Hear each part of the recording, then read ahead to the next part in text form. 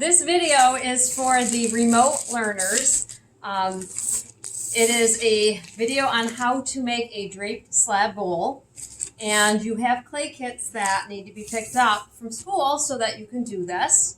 When you get your clay kit, you'll find a large baggie with a pre-rolled slab, which is like a sheet of clay. I rolled that out for you because I didn't know if you'd have the supplies at home to do that. So the first thing you're going to need to do is just make sure you have everything in order before you open the bags up, because if you open the bags up, the clay is going to start to dry out. So you've got this one bag with the slab inside. And then you've got a small bag of little pieces of clay, and you're going to be using this to build the feet of your bowl. Now your slab bowl is going to be very organic, and it's going to be made by draping it over another smaller bowl, which I'll show you in just a minute. And what makes the project unique is not so much the top, but the foot, the base that you will build using any or all of the forehand building techniques, which I will cover with you. So the first thing we're going to do is drape the slab bowl. To do that, you're going to need the large baggie that came in your kit. There's also a plastic knife I put in there for you, and this can be thrown out later. It's just plastic. It looks pretty, but it's just plastic. And then you're going to also need from your kit, there's a little cup that's covered in plastic. It's necessary that that plastic stays on the cup for this, because if it doesn't and you put your clay directly on the cup, because this is what we're going to drape the clay on top of to make the bowl, if the plastic's not there, the clay will stick to the Chobani cup and it's not coming off ever. So to begin, we're going to need to open up the bag. And I think the best way to get the clay slab out is actually to tear the bag at the seam and just rip it right open. If you were to try and lift the clay out of the bag, I think that's going to be a problem, okay? Now, there's my slab. The next thing I'm going to do is cut a symmetrical shape as large as I can. I try not to give you too much clay because the clay that we don't use is going to be discarded because of COVID. You can't save it and send it back to school. So we want to cut a shape as large as we possibly can from this shape here. You could leave it the way it is if you wanted, but it should be symmetrical. So if it looks too big on one side or a little uneven, you might have to fix it up. But I'm going to take my knife and I'm going to cut kind of like a circle shape, but I'm going to make it have some curves and waves to it as I cut it. So I'm going to use my little butter knife here. And I'm cutting it as big as possible, coming right to the edges whenever I can. You can turn that plastic. The plastic's also going to keep from making a mess with the clay on your tabletop. In your kits, I also gave you some paper. If you'd like to work on the paper, that's fine too.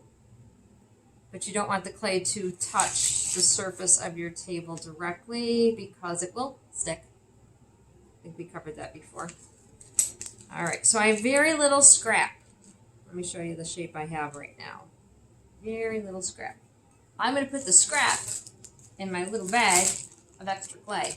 Keep it moist. If you don't put the scrap in plastic right away, in a bag right away, it will dry out. And then it's kind of a pain to use. But there, I cut a shape as big as I possibly could.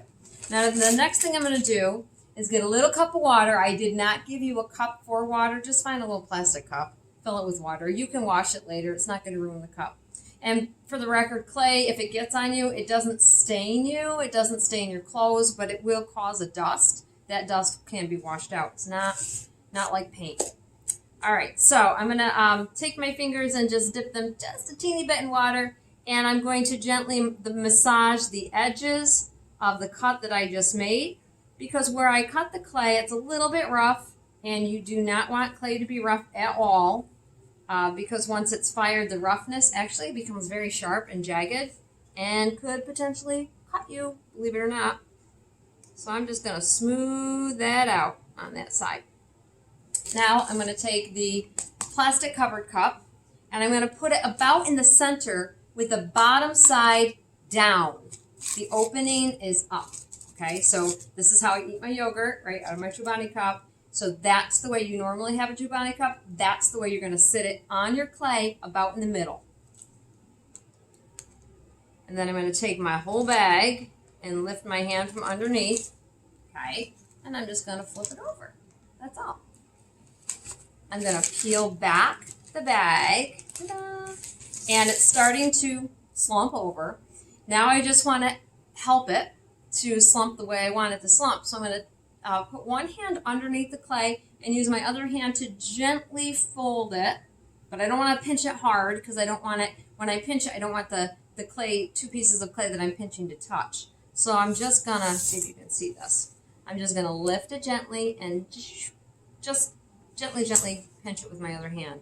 Lift. I'm going to just turn it and just keep going. You can go around the bowl as many times as you want until you get the folds and the drapes that you want. This reminds me of like a flowing gown that I normally don't wear to school. Okay. And it's the weekend, that's why I've got sweats on. I always wear sweats on the weekends. Just more comfortable, guys. All right. So there is my draped slab bowl. Looks pretty cool. I have to leave it upside down on the cup because if I flip it over, remember the clay is moist and it's just going to open up and it will crack where it's folded over and then it unfolds. It'll end up cracking and be a mess. There are some cracks that I see in my clay, which are not a big deal. If you have cracks in the clay, just smooth them away. Don't put water on it yet. Try to smooth it with your hands, with the pad of your thumb, and try to go in different directions, up, down, left, right, and support the clay. You can kind of gently pinch it together, but try to get rid of all those little cracks because we don't like them. And what happens with cracks sometimes with clay is as the clay dries out, the cracks tend to expand and grow, and we don't want that. So we want to smooth out any rough edges, any cracks in the clay.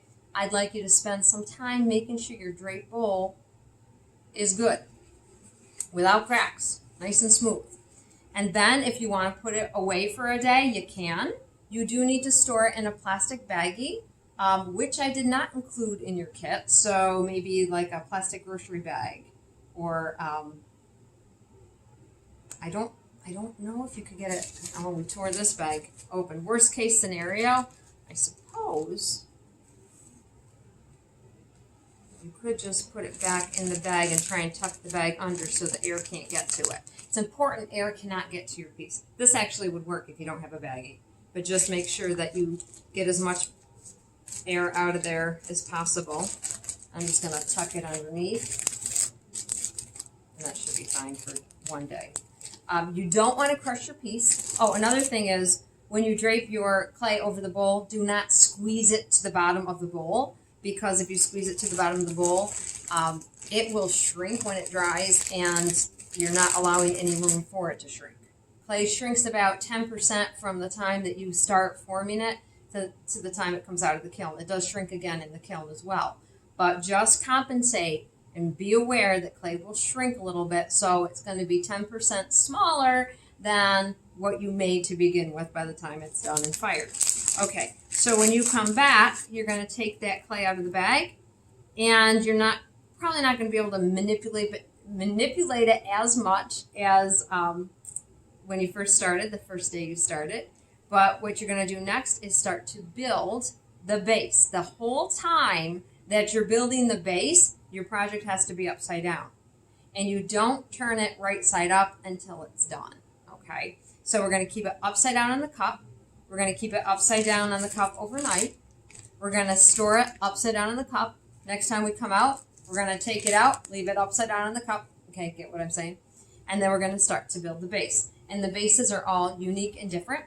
And there's 4 different techniques that you can use to build the base. And that will be in an additional video, because this is step 1, and I'm going to save that for step 2. You might not be ready to do that all at once today. So you didn't even need your water except for just to wet your fingertips to smooth out the edges, right? And you needed your knife just to cut out the shape.